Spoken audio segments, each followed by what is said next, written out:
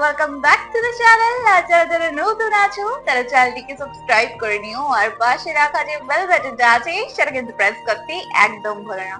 তো বন্ধুরা, এরা সবাই জানে যে বাংলাদেশের জন্য স্পেশালি ব্যান্ড মিউজিকটা এত পপুলার হয়েছিল, আর সেটা খুব পুরোনো দিন থেকে, 80s এর টাইম থেকেই এত পপুলার ছিল। ব্যান্ড মিউজিক কি হয় বা ওয়েস্টার্ন স্টাইলেও যে বাংলা গানকে গাওয়া যায়, এটা সত্যি বাংলাদেশ থেকেই পপুলারাইজ হয়েছে। তো আজকে সেই রকমই এক 80s এর বাংলাদেশের ফেমাস ব্যান্ডের একটা গান শুনবো। তো চলো, যারা যারা 80s এর আছো তারা তো ফ্যামিলিয়ার হবেই যে কোন গানটা এটা, বাট যারা 90s কিডস আছো তারাও আমাকে নিশ্চয়ই জানিও যে এই গানটা তোমরা শুনেছো কিনা। তো চলো আর কথা না বাড়িয়ে ডাইরেক্ট আগে ভিডিওতে যাই, তারপর নয় তোমাদের সাথে কথা হবে। তো ভিডিওটা শুরু করি, চলো শুরু করা যাক। Let's start. Bangladeshi band 1980 band EVS না ইভস, কি আমাকে বলো তোমরা।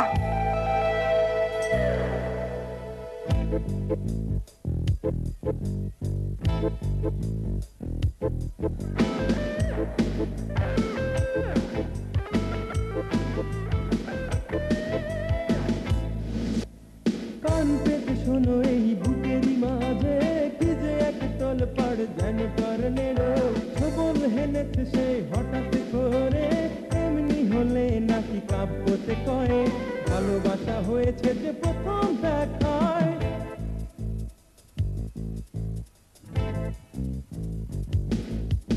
ওয়াও, শোনো এই বুকেরই মাঝে কি যে এক তল পাড় যেন টর্নেডো সবল হেনেছে সে হঠাৎ করে এমনি হলে নাকি কাব্যতে করে ভালোবাসা হয়েছে যে প্রথম দেখায় কলেজ স্টুডেন্টদের জন্য তো ফেভারিট ছিল মনে হয়। টাইম মেশিন থাকলে সত্যি দেখার খুব ইচ্ছে ছিল যে কলেজ ফেস্ট গুলোতে কেমন ধরনের গান হতো, কাদের ইনভাইট করা হতো, আলাদাই একটা ব্যাপার হতো যদি দেখতে পেতাম।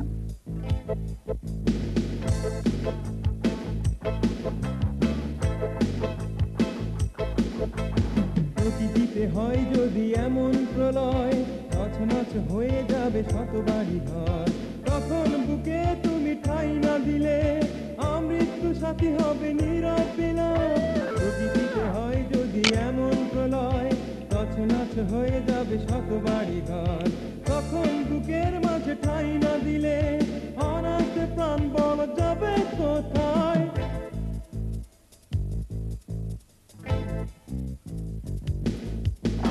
কান পেতে শোনো এই বুকেরই মাঝে কি যে এক তল পাড় যেন টর্নেডো সবল হেরেছে সে হঠাৎ করে এমনি হলে নাকি কাব্যতে কয়ে ভালোবাসা হয়েছে যে প্রথম দেখায়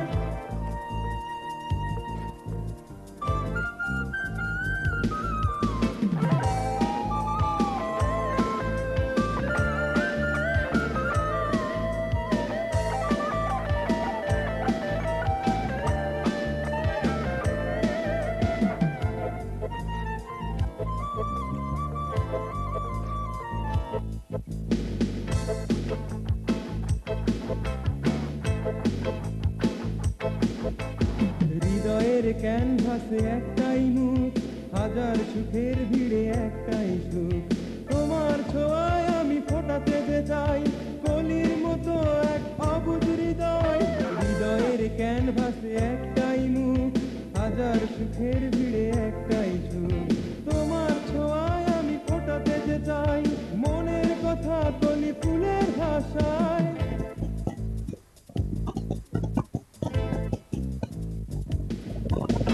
কান পেতে শোনো এই বুকেরই মাঝে কি যে এক তল পাড় যেন টর্নেডো সবল হেনেছে সে হঠাৎ করে এমনি হলে নাকি কাব্যতে কয়ে ভালোবাসা হয়েছে যে প্রথম দেখায় ক্যাচি গানটা সত্যি।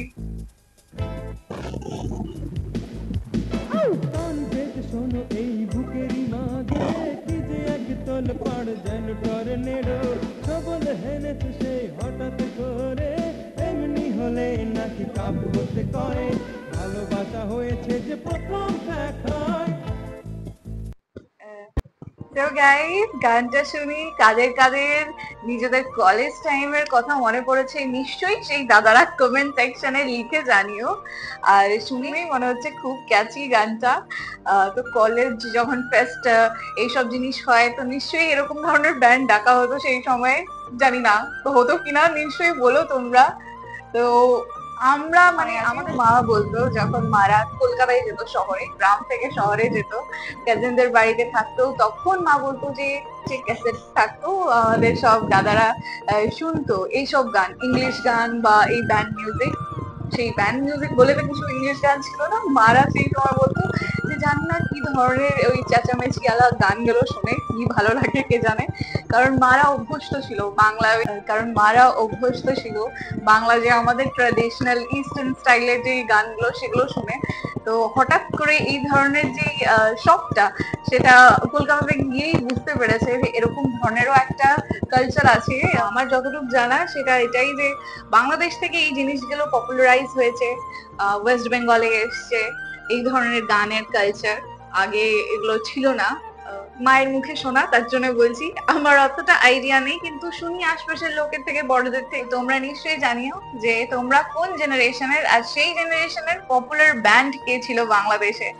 তো নিচে কমেন্ট সেকশনে নিশ্চয়ই লিখে জানিও। তো তোমাদের সাথে দেখা হবে আবার অন্য কোনো ভালো ভিডিও নিয়ে। ততক্ষণের জন্য নিজের খেয়াল রেখো আর নিজের আশপাশের লোকেরও একটু খেয়াল করো। So bye bye and take care.